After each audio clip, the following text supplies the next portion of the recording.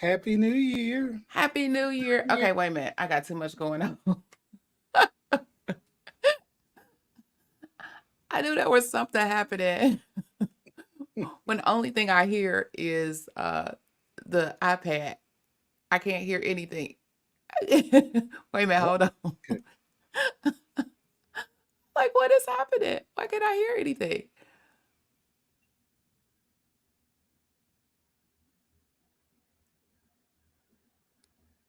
I don't understand. Hold on.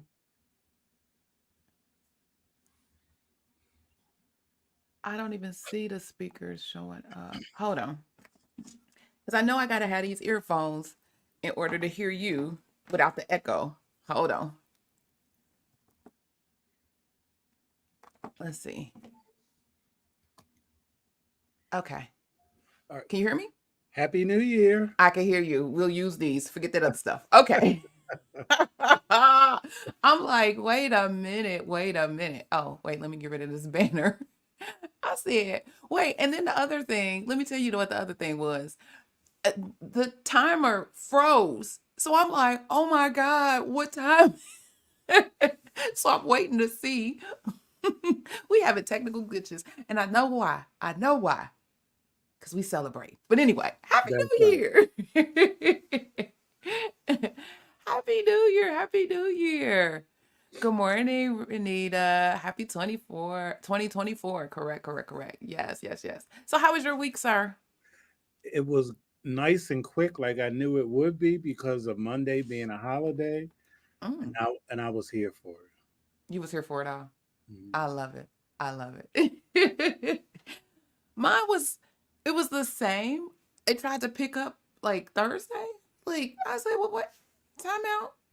We still we just getting into we courting right now. This is a courtship right now. We ain't even dating yet. We just courting. But other than that, everything was good. Everything was good. All right, all right. Let's get this party started. Good morning, Crafty Coder. Happy 2024 and happy 100. Yes, yes. All right, all right. Let's see. Like I've been up all day, all morning, trying to get all this stuff. Okay, wait. Did you see my intro though? Were you paying attention to the intro though? I had a whole new intro.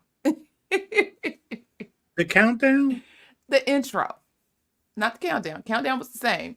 Intro was totally different. See, you done missed the whole point of it all. You're gonna have to go back and look. The intro was totally different. And that's what I've been working on Okay. all night. Okay. Good morning, Vicky. Vicky, good morning, and happy new year. Happy new year. All right. I'm so glad y'all here with me rocking on this. We got snowy Ooh. Saturday. It's light. It's nothing major, but it's snow nonetheless. So welcome to our Saturday morning tea where we discuss health information, news, education, certification tips, entrepreneurship, all the foolishness that we know is to come in the year 2024 and the revenue cycle at large. As you come in, don't forget to hit the thumbs up or like button, or you can even tell us where you're checking in from. That'll be great. We can see we got Florida snow.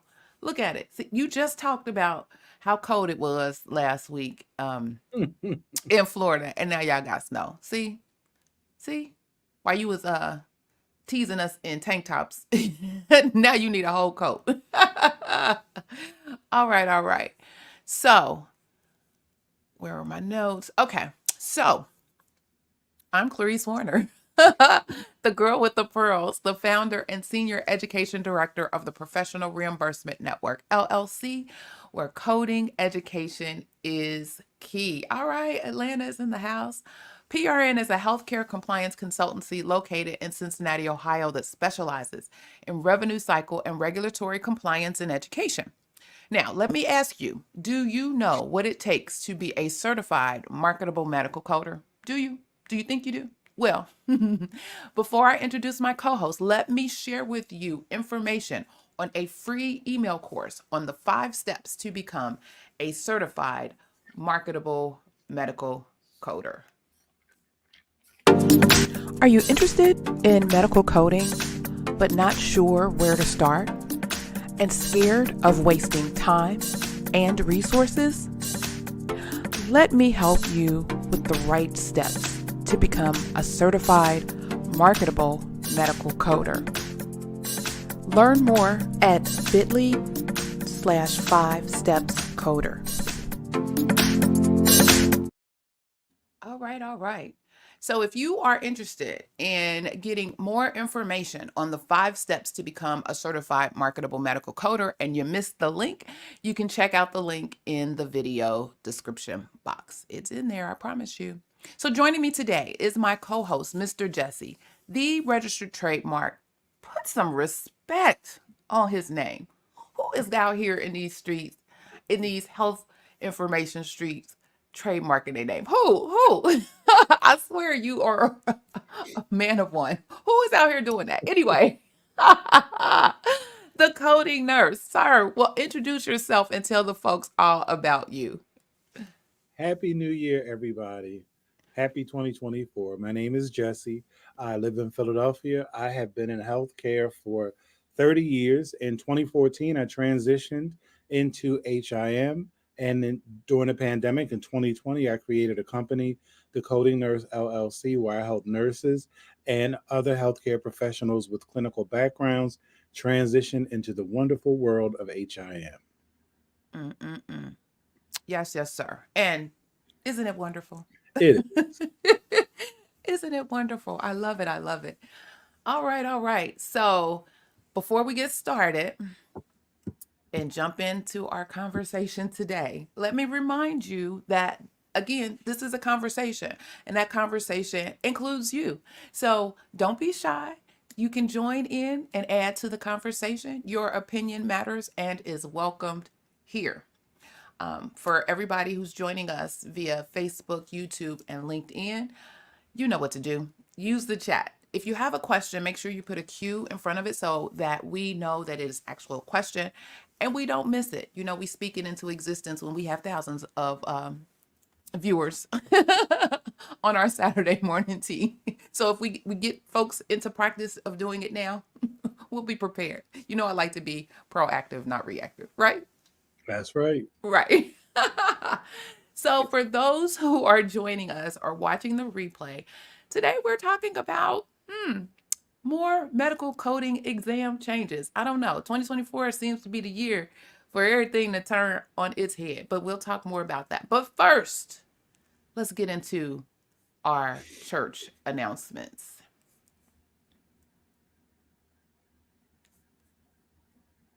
You already rocking, I see you. And what I didn't do was put together this part, but it's coming.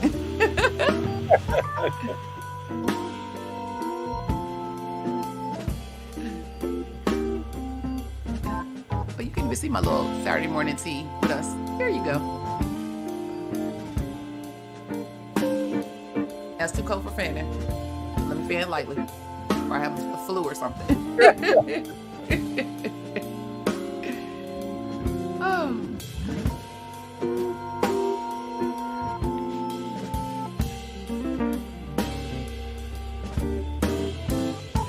I'm going to have to come up with something for church announcements with this music for first Saturday. Okay. First Saturday of every month. Look at you, bringing in content. I'm mad at you. All right. I think I got my fingers. Yes, I was looking for them. There's the church fingers. Yes. All right, y'all. All right. So I'm sorry, I didn't mean I saw you rocking there. So my only church announcement is welcome everyone to our 100th episode. Yes. I'm so excited. I am so grateful. I am so all of the things. I am over the moon excited. 100 episodes. That's a lot. That is a lot. Somebody had to tell me the other day, like, I'm so proud of you. You stuck it out. You stuck in. You kept going. I said, I tried. She said, no, you succeeded. You did it. You did a thing, a whole thing. 100 episodes. And I couldn't have done it without you all. I guess I could have talked to myself, but I like talking to people. And I definitely could not have done this without my co-host, Mr. Jesse. We've come a long way from Clubhouse, but here we are, and still trucking along and still providing information and resources and content and things to help those in our profession. And ultimately, that has been the goal from day one. Ever since I first started my YouTube channel, was to provide information and provide people with things that they need to be, of course, a certified marketable medical coder, but just to be a better health information professional across the board. So I thank you. I thank you. Now, I didn't do a mimosa for real, for real. So it's a mock mimosa, or it's like LaCroix, coconut water, and pineapple juice, and a little apple, orange mango. But it's all the same. So cheers, everyone, and thank you all for what. Look at you with your cup for 100 episodes, and may the Lord bless us with hundreds more. All right, all right, yay, Definitely. yay, yay. Oh, that's good. That's real good. I may have to sip on that before. I got my tea here, but wait, I made. Yeah. Ooh, wait. That did something to my spirit.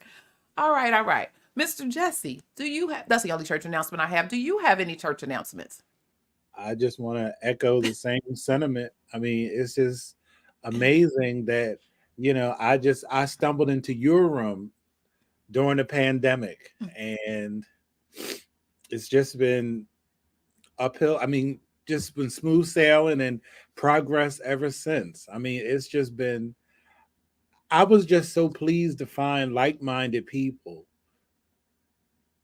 because, like I say it all the time, and it really, really, really is true. Um, we're the only people out here really giving true content. Like a lot of people talk about HIM and they talk about coding, but it's fluff. Mm, Like they don't give you the real.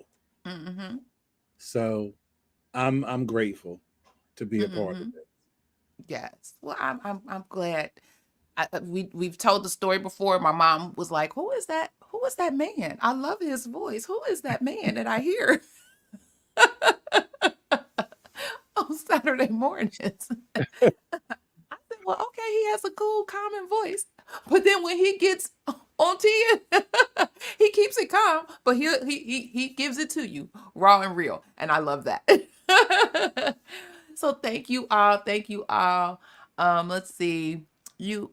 Vicky says you guys are rocking with this channel. Thank you, Vicky. You have been a long time supporter, and we appreciate you. Miss Renita says yes, yes. Our on the street correspondent. The crafty coder says, I got real mimosas over here. Ma'am, if I didn't think it would impede me in any kind of way in sharing this information and being able to talk professionally before this crowd, I probably would too. But anyway, she said, we got a rum shot of coffee over here. All right, get in it, get in it. I love this channel. It's truly part of my week. Thank you all. Thank you all. It's just been a blessing to have this platform, to create this platform. People have been talking about this, especially during the pandemic and after the pandemic. When people don't invite you to the table, you build your own table. And here we are, have built our own table and brought some extra chairs. We adding other tables. We about to have a whole room in here in a minute. So, and it's really because of you, because you all have supported us.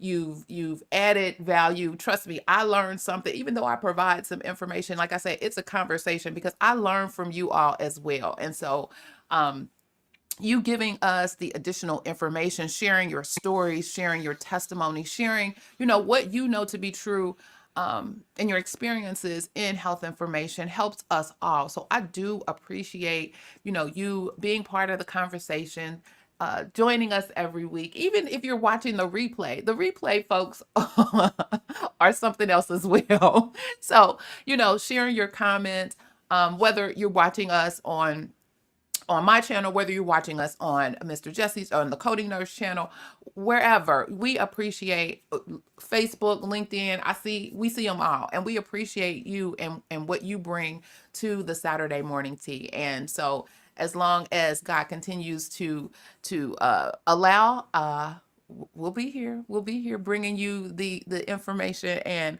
all of the drama. We made our predictions. Mr. Jesse suggested that we do like a recap at the end of the year to see where we are with those predictions. So I'm even excited about that. The year ain't even started, and here I am, fast forward into December. But I know it's gonna bring all of us something, and something great, something fabulous. And so I look forward to just the journey. I look forward to the journey. And so we're gonna ride this till the wheels fall off, like I do almost everything that I do. Let's see. What's the any chance for no option questions in 2024? I don't know what no option questions are. Yeah, me either. I saw it. I'm like, and it's not if it's no options. Okay, I don't know. We'll wait for further clarification. Yeah, we'll see what's happening with that. I did Somebody asked me on one of the videos, the video I did for the CPC changes, whether or not there will be oh, what was it called? Basically, that you had to answer the question, and if you don't answer the question, you got penalized, or negative response questions or something. And I responded back to him. There hasn't been any or information regarding that. They haven't said one way or the other if that's the way it's going. I do remember, like, years ago, once upon a time, probably early on.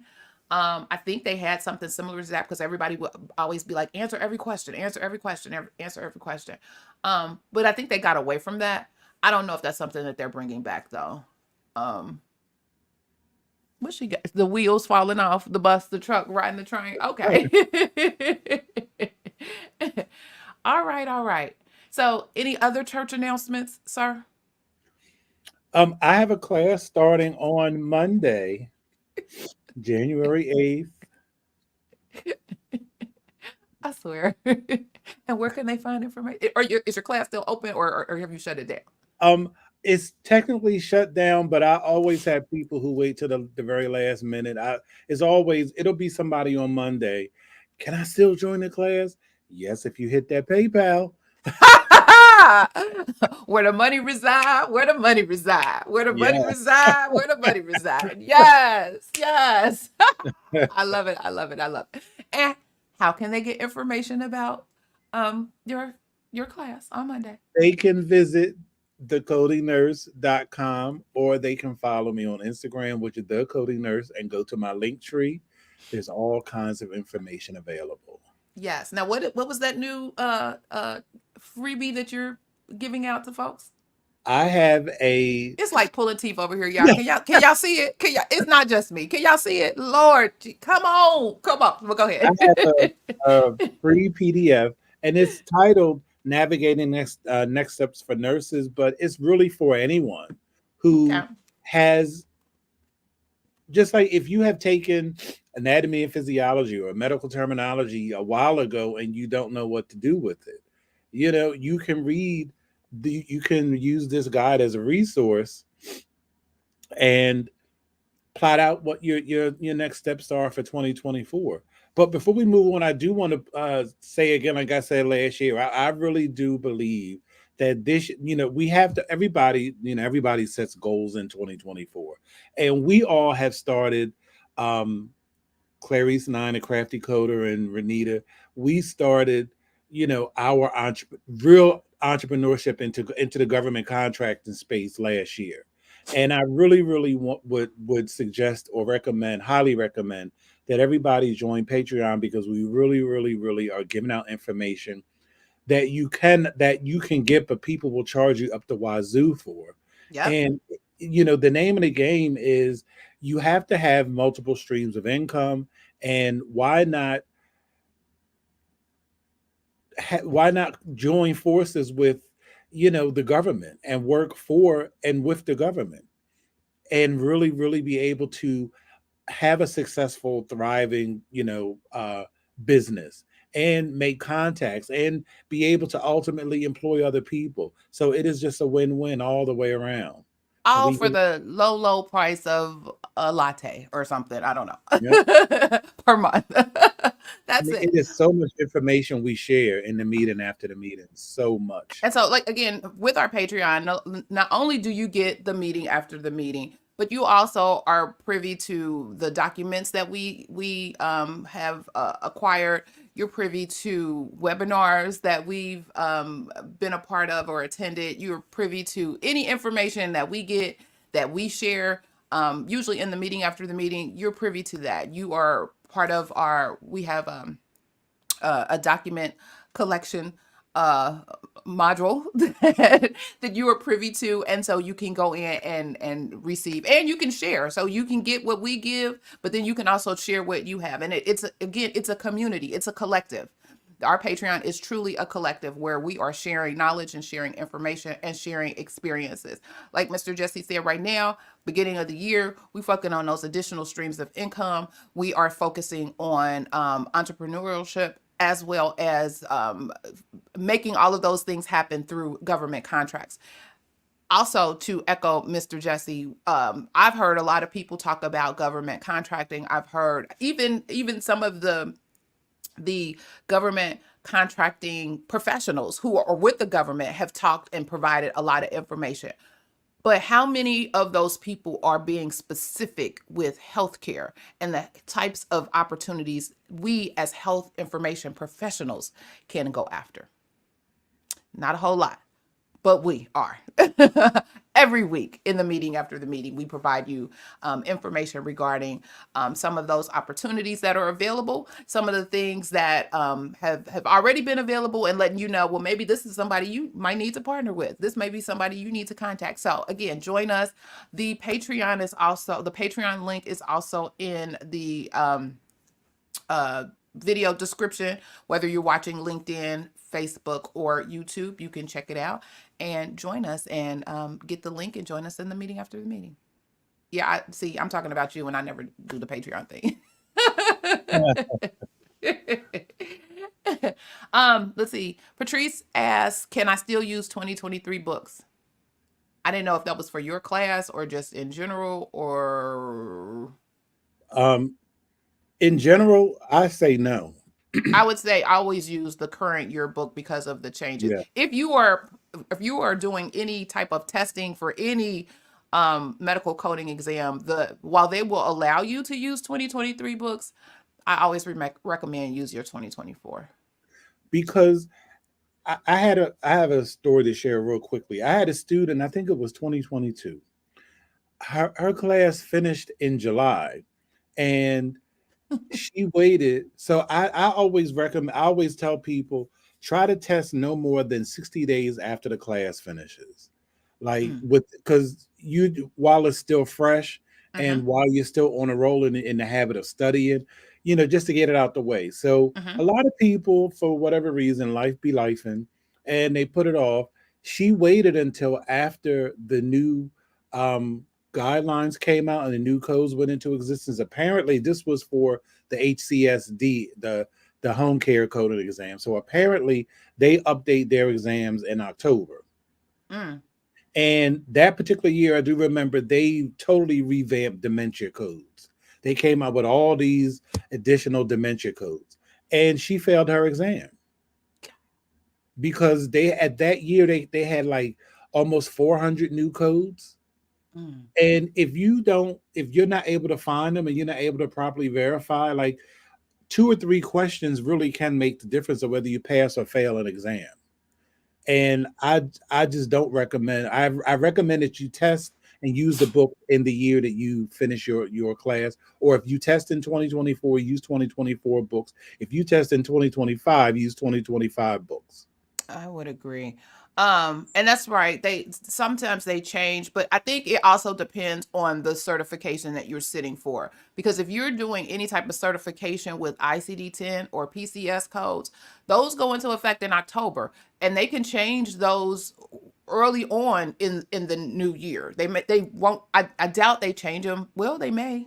to your point with the home care thing, they may change them within that year, but they definitely have the option to change. But remember, everything is going electronic. So it makes it easier to update them and easier because you don't have to worry about, oh, we got to make sure this is right and get this printed and do these. But you don't have to worry about all of that. It's a map. It's keystrokes now, keystrokes and enter. So again, I would make sure that the most current books should be your jam. Now it's always fuzzy in the middle. I mean, at the beginning of the year, because sometimes they do they're navigating, which is what we're going to talk about today, with some changes that are going on with some medical coding exams.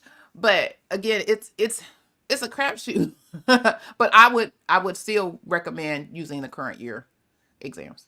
And that is definitely a key point. You have to know when your organization's exams are updated, because like AHIMA example, prior to this, well, actually AHIMA changes, they update their exams every May 1st. So up until April 30th of this year, you can use the 2023 book. So you have to find out when your or when your credentials or body changes, they updates their exams, and then that'll let you know. I don't know. I thought AAPC was calendar year, and I think the Crafty Coder said that it's mid January. So Yes, usually it's mid January. So because that's when they get the information on CPT, and so for CPC it's primarily about CPT, which becomes effective in January 1. And that, since that's the focus, that's when you can really pay attention to those cycles and make sure you have the updated stuff. And then, I mean, if you feel that your coding game is strong and you good and you don't care one way or the other, I mean, by all means go at it. But then just know that the there's potential for some missed questions because you are using an older manual. I'll say that. So that's a gamble, and I'm not a gambling woman, so I try not to gamble at all. So yeah. All right, all right. So let's get into our topic today. So, like I said, we talked about what's happening with the AAPC. Well, we also got some information on what's going on over in the AHIMA camp as it relates to their coding exam, specifically the CCS, which I've never taken the CCS. I have taken the CCSP, which is a little different, but because I'm always in the professional and or physician outpatient realm.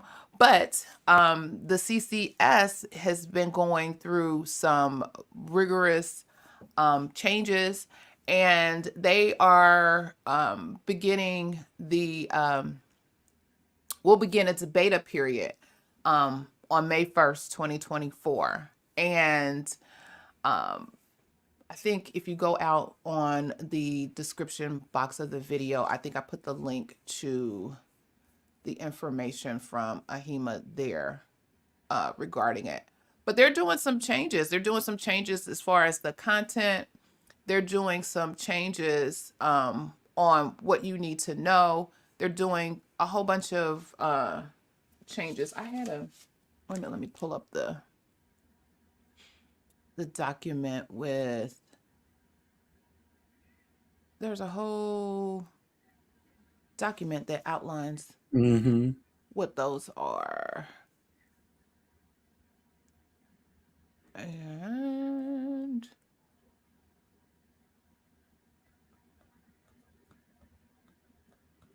yeah, let me open this up. Okay. Let me open this up. But thank well, you for those questions. I appreciate them. while you're opening that up, Clarice, I have my CCS and my CCSP, and they are very different. Mm-hmm. I believe that to be true.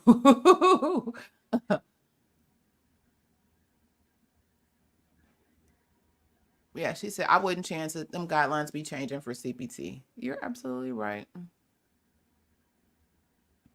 Let's see. She said, "Can you explain?" I'm pulling up, Mr. Jesse. Can you explain the differences of the different credentials and duties? I think that will be a good topic one day because I'm a member, but I'm not credentialed with them. With AHIMA? Oh, we could do that. Mm-hmm. Definitely, definitely, definitely. And I always like for my students. So y'all got me talking and not doing what I'm supposed to be doing for my students. I would always tell them to get a footprint in both. I mean, there's no harm, no foul. So for those that are relatively new or they've had some level of experience or exposure to coding and they're taking my exam, and oftentimes they're coming to me because they want to pass the CPC exam, and they know we go hard in the CPC paint. But I also tell them, if you just want to see and dip your toe over here in the water, get the CCA. And a lot of people be like, I don't think that's a great credential. I don't think that's, it means much and carries a lot of weight. But I've actually seen some places that said, if you have a CCA, even though they're requiring XYZ, they will consider you if you have a CCA, or they'll consider you, but then within a certain time frame, they may ask you to get an additional credential. So, but it shows your level of competency, and I just recommend it because it allows you to have both feet in both of the organizations, and you get some exposure to the world of HEMA, but you get some exposure to coding, and there's also some. I believe there were some PCS questions on those CCA exams, so you get a little bit of it all with those. So I always say, why not? Why not? All right, all right. So let me share my screen.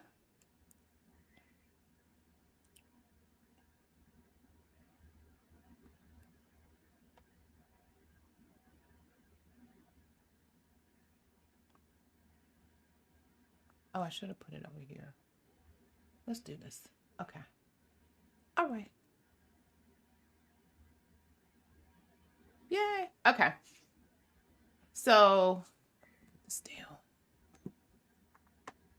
So this was the content crosswalk that AHIMA put out regarding the CCS exam. It talks about what it measures, what type of knowledge you need to have, what you need to be proficient in, et cetera, regarding the CCS. And so they did an analysis for the professional certification. Does this one show? Oh no, it's on the website. So on the website, let me start with that because I was like, oh, that's a little different.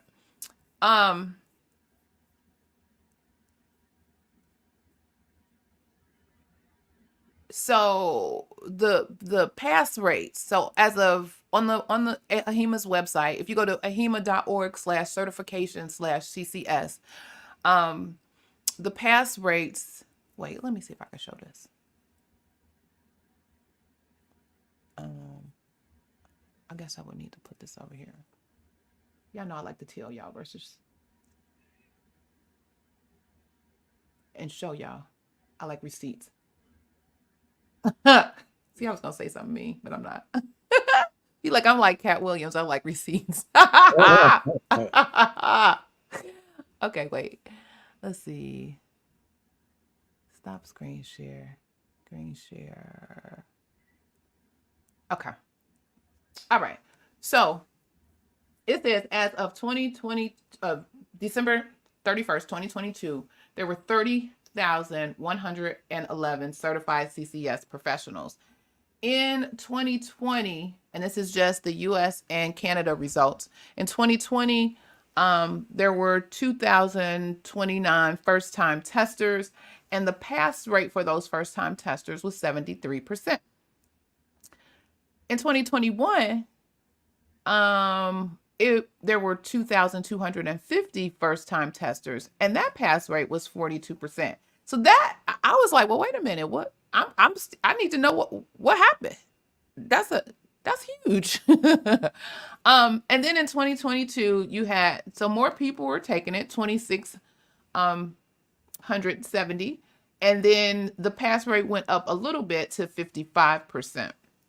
So I know we always talk about, and I think AAPC does the same thing, showing their pass rate, and it'd be like, that is that a good pass rate? I mean, is it intentional that these rates are these way? I don't know, but and I don't know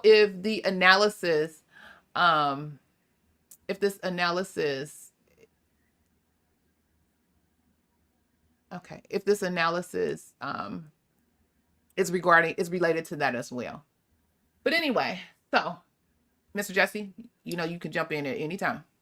Okay. So when it comes to pass rates, especially with AHIMA, I've said this before.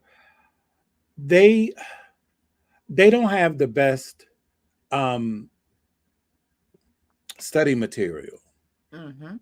And I truly, truly believe that a study guide or an exam prep guide should actually mirror the exam.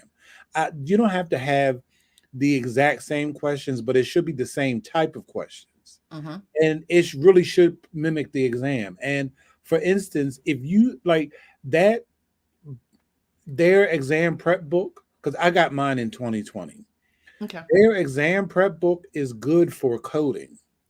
But there are things on that exam, there are additional questions that is not, and that material is not covered in the exam prep. And some things you just have to know. Some things I was like, what is this? But I was able to figure it out because either through an educated guess or from prior experience. But a lot of it comes down to, well, any exam, and AHIMA especially, it called their exams are so guideline heavy. If you know the guidelines, you will pass. But it's not.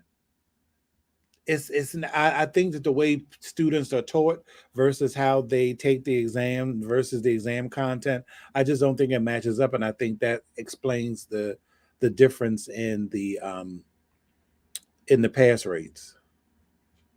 Okay. I agree with that. I think, and with a lot of exams, um, there's some, I mean, you have various levels of coding comprehension um, in the questions. So there'll be some that are, relatively easy. It's a real quick guideline uh, question, or it's a real quick, easy coding question, or as we've talked about, it can be something that you can easily eliminate if you know the guidelines, if you know what you're eliminating. But then there are others that may require some additional critical thinking skills, I guess, if you will, on your part. And so I think a lot of that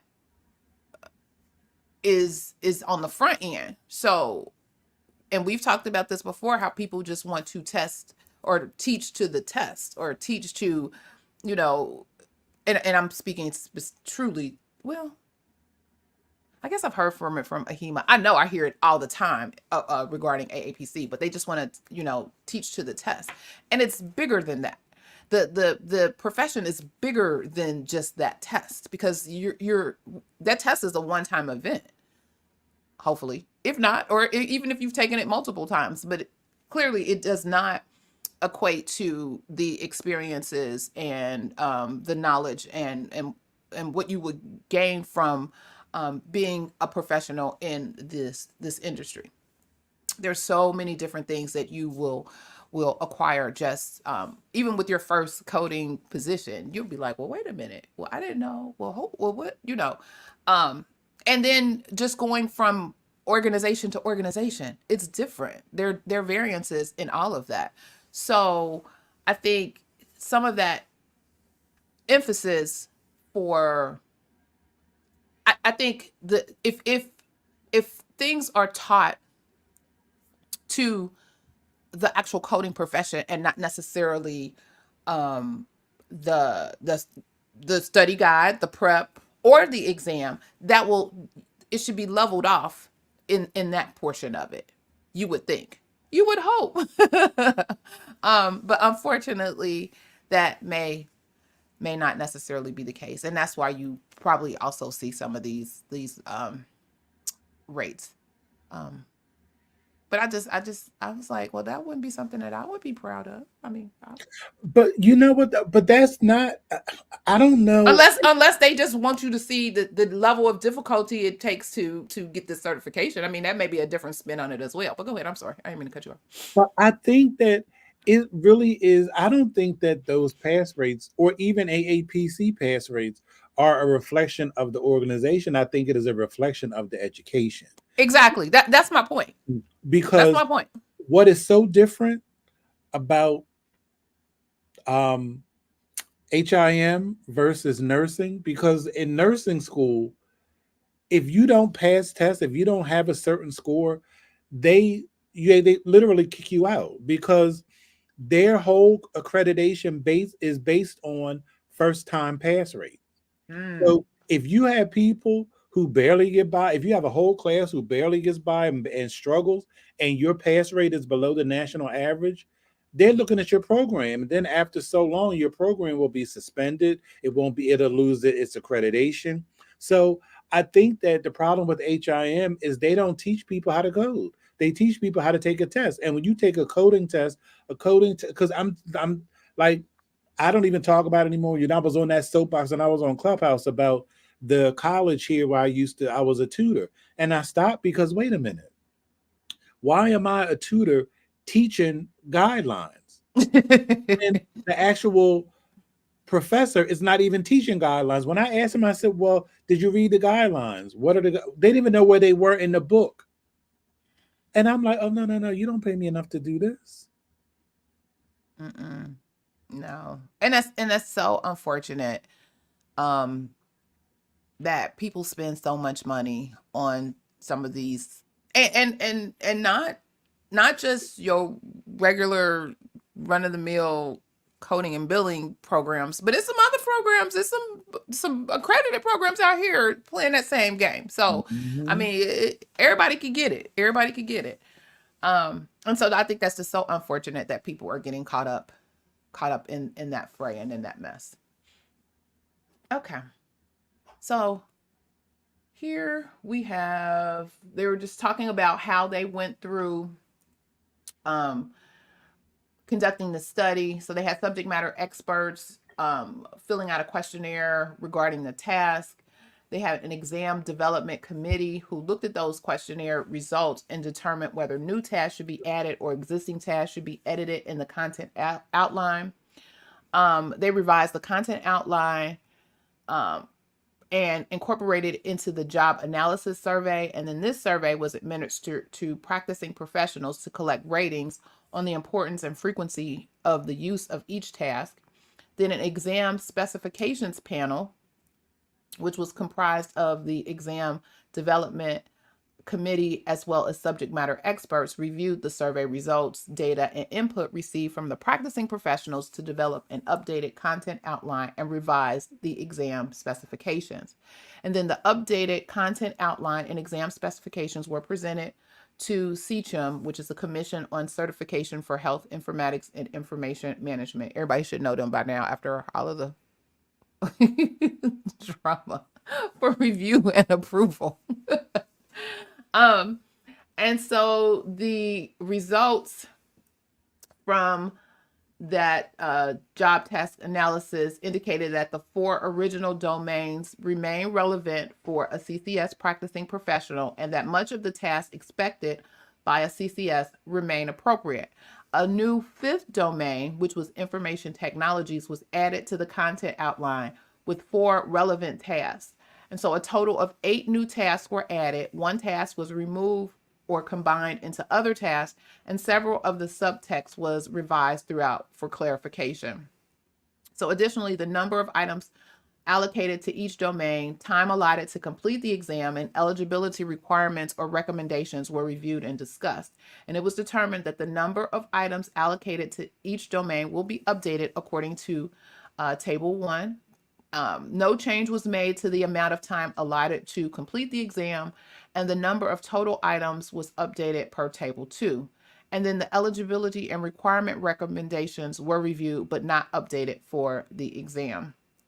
So Table 1 shows the changes in items allocated to each exam or each domain of the content outline. So here you have coding skills and knowledge. There were 50 items allocated in the previous exam format. In the new exam format that will start with the beta testing on May 1st, 2024, it went to 38 to 40 items. For coding documentation, there were 10 previously. It's gone to 17 to 21 items. Provider queries was at 9. It's gone from 9 to 11. Regulatory compliance was 28. It's gone down to 17 to 21. Information technologies didn't exist before, and they have added 9 to 11 questions there. The type of item, they have multiple choice items and case scenario items. Operational scored 79, pretest unscored is 7. Case scenario items, there are 18. Pretest unscored 3, for a total of 97 for the operational items. Pretest, there are 10, and there are a total of 107 items on the exam. And then it again tells you that this will roll out May 1st, 2024. This goes into the 2020 CCS content outline mapped to the 2024 content outline. So the first 2 columns are what was the 2020 exam content or prior to this new content. And then these 3rd and 4th columns lists what the changes, well, what is now going to be part of the 2024 content information. And then the final column on this table, Table 3, just tells you what the change is. And some of them are, like this updated, applied to assign. So, those types of things. But then some of them are actually where they've changed some things. And like this one, determine principal primary diagnosis and procedure. They've identified principal first listed diagnosis and procedure based on the respective guidelines. That's some guideline changes that have occurred with that. So they've made the appropriate changes on this outline for the test. Again, updated, applied to attach. Sequence diagnoses and procedures. Determine appropriate sequencing of diagnoses and procedure codes based on the case scenarios. This was updated. They updated the wording to give more clarity about coding from case scenarios. So you know that you will be actually coding from scenarios in this case. Address coding edits. Demonstrate knowledge of coding edits, meaning your NCCI, your medical necessity edits. And it says demonstrate knowledge of and gave examples of coding edits. This one, assign reimbursement classifications, demonstrate knowledge of reimbursement methodologies, for example, DRGs and APCs. This one, updated pertinent to applicable. Abstract pertinent here, data from health record. This is abstract applicable data from the health record. Prior, recognized major complications or comorbidities, or MCCs, and complication and comorbidity, CCs. And this is recognize major complications, comorbidities, MCCs, and complication and comorbidity, CCs. So updated, recognized to identify. They didn't change that. They were supposed to, this supposed to be identify, I guess. They didn't change it on the table. And updated wording to current industry terminology. Yeah, this all looks the same. They need to change that. We can write in and tell them. You heard it first here. um, domain 2, which is the coding documentation. Oh, I'm sorry. So this was domain 1, which coding knowledge and skills, which is 39 to 40% of the questions. Coding documentation is 18 to 22%. Review health record to assign diagnosis and procedure codes for an encounter. There was nothing changed here. I'm sorry, they removed this because it was already covered in domain 1, task 1, 2, and 5. So it was redundant. This one was number 2, which now number 1, review and address health record discrepancies. It says resolve conflicting documentation in the health record. So that's what you will be required to do in this section. You also had 2 additional tasks. Ensure all required documentation for assigning a specified code is available within the body of the health record, and verify and validate documentation within the health record. Those are definitely tasks that you as a coder should know what and how to do. In domain 3, the provider queries, a new task was identify elements of an ethical complaint query, and then determine if a query or provider query is compliant. Should that say compliant? It probably should. That's another typo. Compliant. For example, is it non-leading, contains appropriate clinical indicators, etc. You could have wrote this. Did they call you? No. And analyze current documentation to identify query opportunities. That was the same. Next domain is regulatory compliance.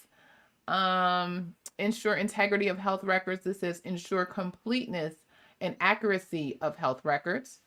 Apply specific guidelines. This one says understand payer specific guidelines.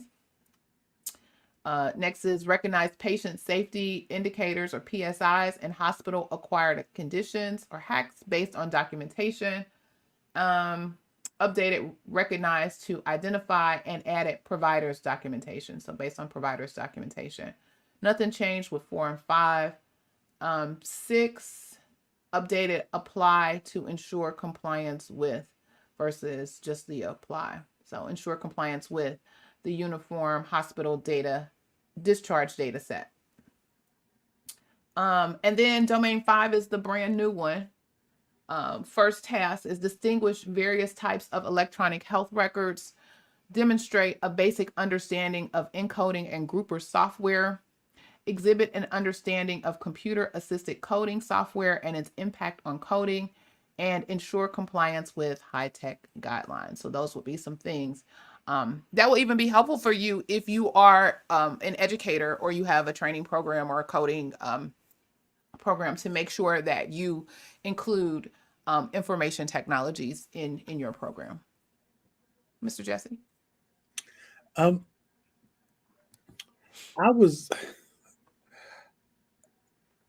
going to be nice because it's the new year, but the bottom line is Be you. the bottom line is you just need to learn how to code properly, and you have to learn the guidelines. That's it, and that's all. Yeah, you're absolutely right. She said, "Oh, wait a minute. Oh, pair specific guidelines. Awesome. APC isn't doing that one on CPC. Maybe the CPB does. It doesn't. Mm-mm. Because payer specific guidelines are too specific to put on an exam. That's true. That is true. Cool. So that's what folks have to look forward to as it relates to the beta testing. So part of the beta testing, if you are going to take your CCS during that time, there will not be immediate scoring. So there will be some time between the end of the examination period and the release of the scores to the candidates, which will be up to 10 weeks. So be mindful of that if you are taking a CCS exam in 2024 during the beta period.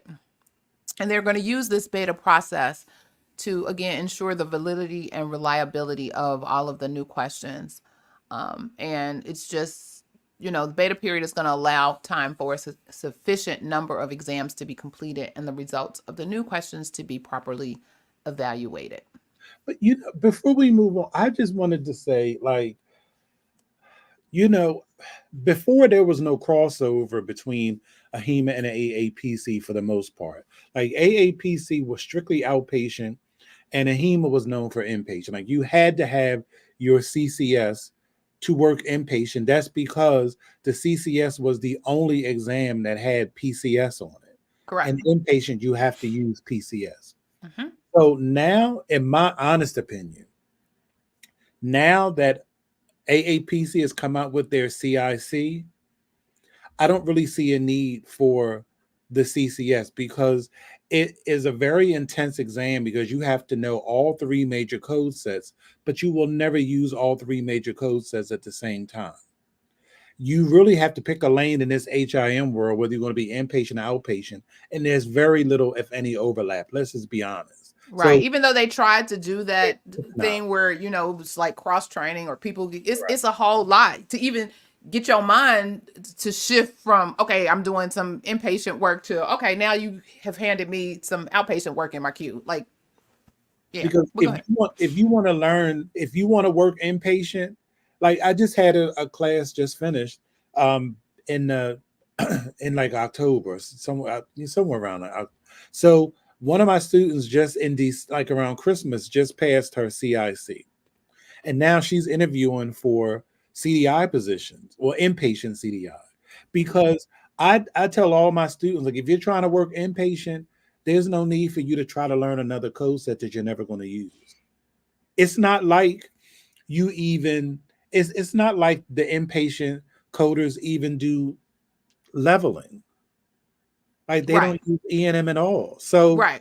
there's really, so why go through the burden of learning an entire code set that is so radically different from what you'll be doing inpatient?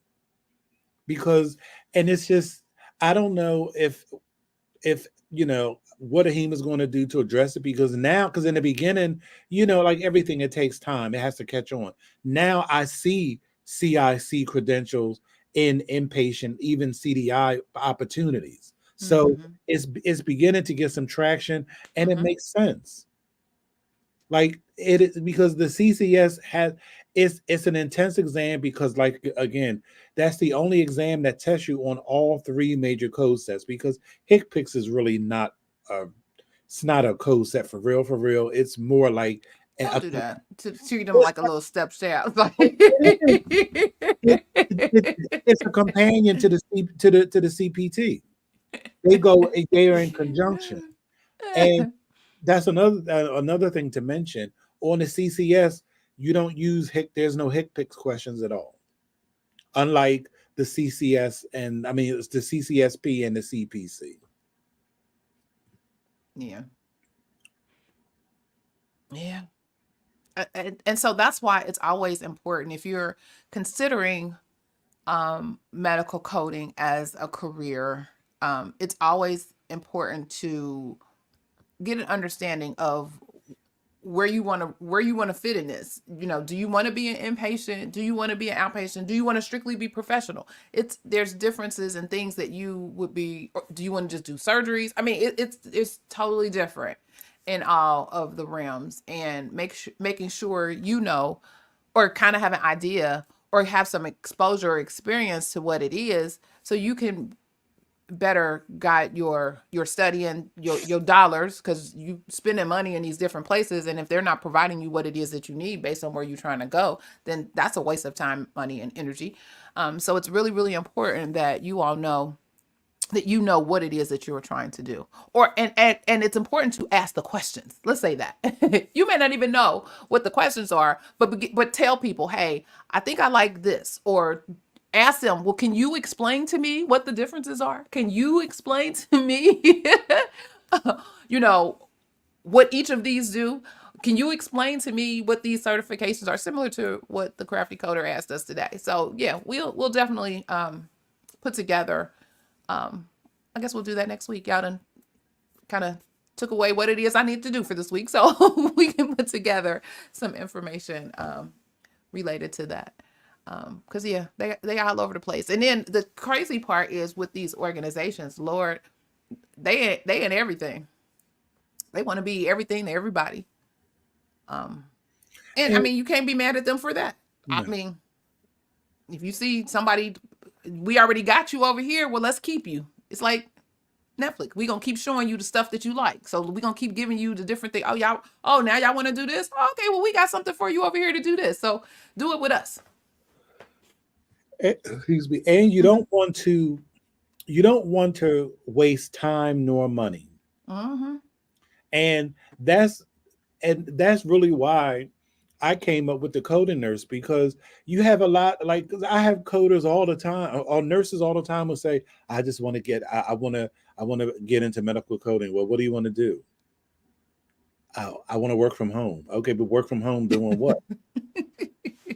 Then when I ask them, do you want to work inpatient, outpatient? Do you want to do auditing? Do you want to do CDI? They have no idea what any of these things are, nor what you have to do to qualify for either position or any position.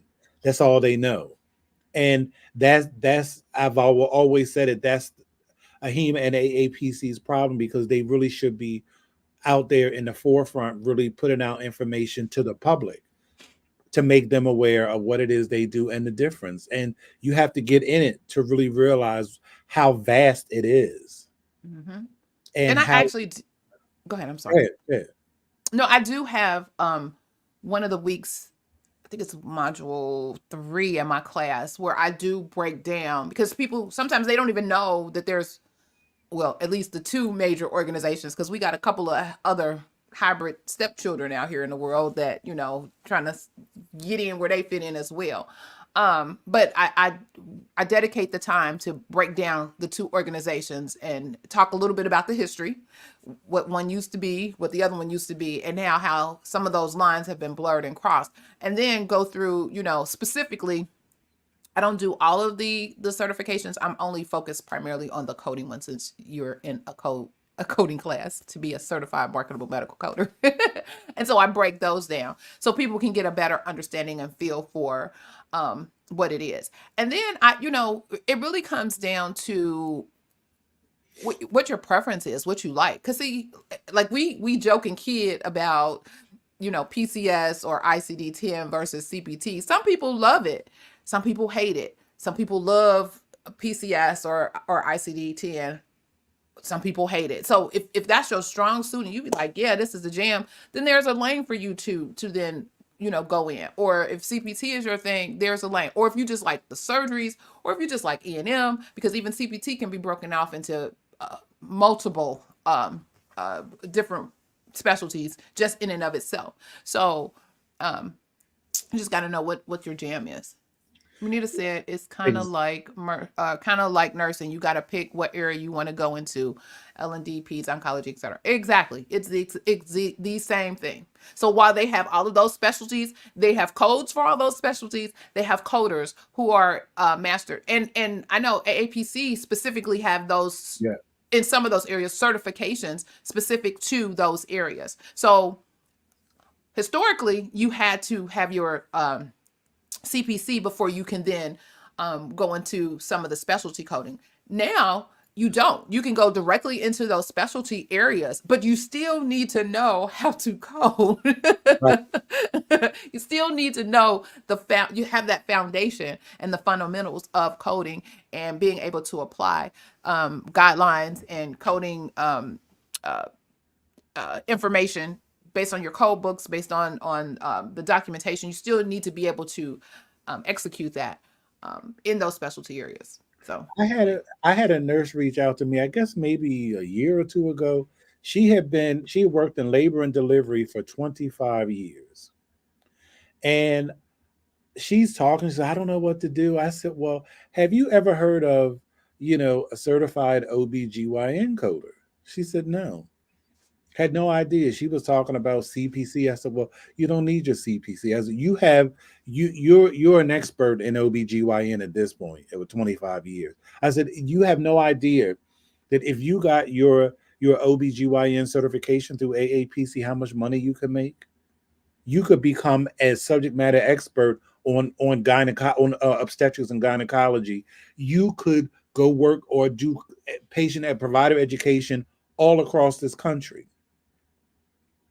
and people have no idea what is available. And that's the one thing where AAPC really, really, really, craps on a HEMA, because those specialty certifications are really specialty, and they really can, because like that auditing certification that AAPC has, it's a freaking game changer.